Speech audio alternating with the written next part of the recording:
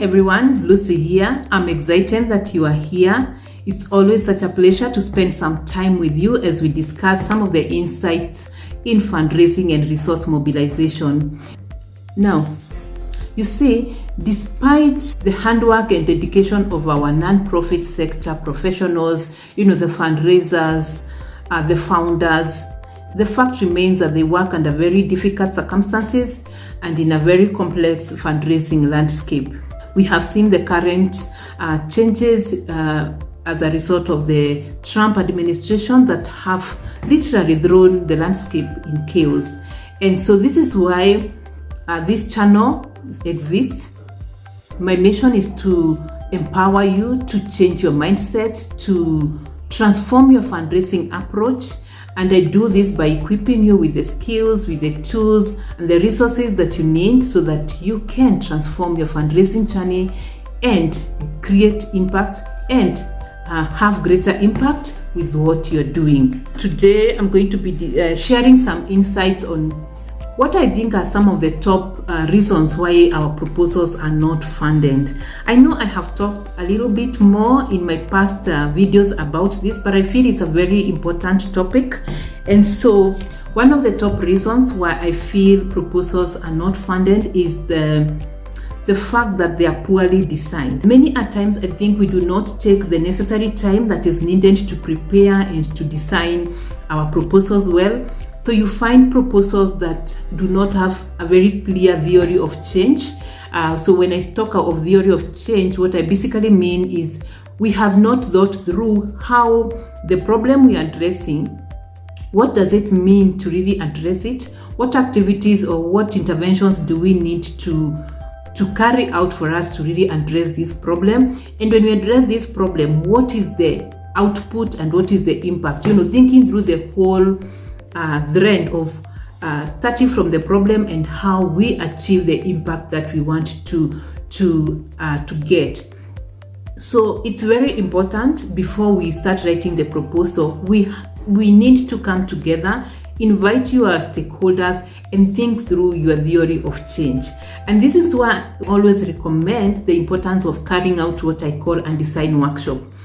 Well, you could, if you have resources, many of you, I see people going outside their office and dedicating 2 to 3 days to think about, the proposals, to design it. However, if you're not able to do that, what matters is the fact that it's important for you to bring your team together and your stakeholders to think through the proposal and the project for that matter. So basically, the design workshop helps you to identify the problem, describe your problem, identify the strategies, the impact that you intend to achieve through that, and really reflect on what resources do you need, what kind of a staffing structure do you need, and all that. And if you want to learn much more about the design workshop, I have written an ebook, a very easy to read guide on how you can successfully run a very effective design workshop. I've even put templates to guide you throughout the process,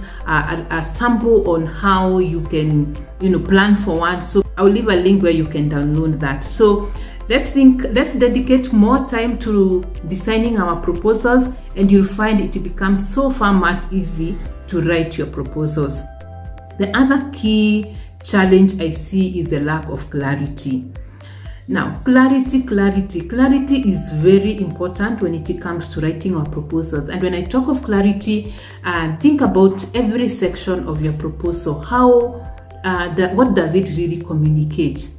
If it is the problem, which is really core, because remember, the problem is the foundation of your proposal. If you're not clear on your problem, then everything else, the strategies will not be well designed, because the more you understand the problem, then the better you become at designing and responding to that problem. So when it comes to the problem, it's important that it is clear, it needs to be very specific, it needs to be very well contextualized, and most importantly, it needs to be a significant problem within your community. I keep saying donors fund why and not what. So remember, it has to be very clear. You have to show the significance of your problem. The other key area when it comes to clarity is your ask. What are you asking for? at times you read a proposal, and at the end of the day, you cannot tell exactly what is it that this organization wants. So clarity in terms of your ask. We are asking for this amount of money to do 1, 2, 3, 4. And so it's important that anyone reading your proposal can actually understand what is it that you're asking for. So for more, like I say, I have trainings, proposal writing trainings, that I go so much deeper and discuss all these concepts and give you examples and samples of how to ensure you have clarity within your proposals. The other common mistake I see is misalignment with the donor priorities. Now, many times we tend to think that we actually do understand the needs and the priorities of a donor, and especially with a donor who has been funding us or we have interacted with, it's easy for us to assume that we know their priorities. But it's very important that we take time to research about our donors, understand their strategic plans, understand their strategic directions, their vision, their mission, and also remembering that, especially when it comes to large donors, at times the different calls for proposals or their different programs have different priorities. So do not assume, take time, read the call for proposal, the guidelines thoroughly, and make sure that you align to their vision. If you're dealing with donors, foundations, or individual donors, maybe the high net worth individuals, it even requires you to understand them more, to research much more about them, because here we want to make sure you connect with them at another level. You want to understand. So say for example, an individual donor who is in the health sector, probably funds health work, but this is an individual who probably has a relative or her mom or someone very significant in their lives, maybe passed on because of cancer. So anything related to cancer is likely to elicit some kind of emotions, and that's why we say it's important to understand them, because you're likely then to connect with them better when you know them, and you're likely to align your work better. So in our trainings, at times we do this exercise where we do a practical. We ask participants to pitch or to write a very quick concept and pitch it to a donor. And what is very interesting, what I find is, in very rare occasions do the participants ask, who is the donor? So if immediately you tell them there is this amount of money, say we have $10 million, assume you have a donor willing to give you $10 million, write a proposal. Everyone starts writing, coming up with ideas and what they want. And what you realize is all the presentations are guided by the vision and the mission of the organization and not the donor. In fact, rarely do we get anyone asking, so what is the donor all about? What is the vision? What is the strategy? What are the strategic priorities of this donor? And so that tells us we need to be more conscious about really aligning our proposals to the donors. It's not as easy as it seems. The other factor is the lack of grant readiness.